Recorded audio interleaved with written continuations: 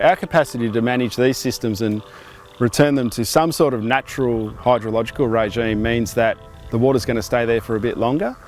And any opportunity we get to extend water into the summer months means that a lot of our birds and amphibian species have a greater potential to breed and recruit, so that their young can actually survive to a stage where they'll be able to persist when the wetlands dry out.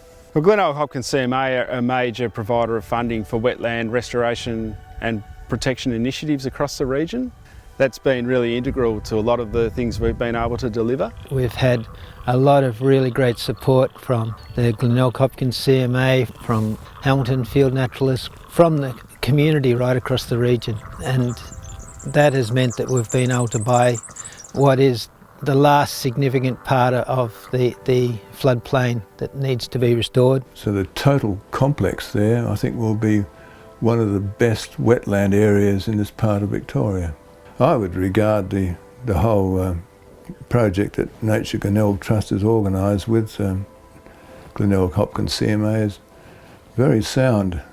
Both groups go out of their way to try and get on with everyone, including the landholders, which is pretty important.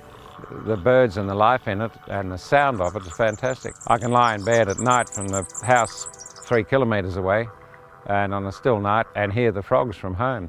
Most of the farmers around here are a bit like that. They are interested in the birds and the animals, and consequently, if you've got an environment that encourages them, that's part of the things that keeps us sane.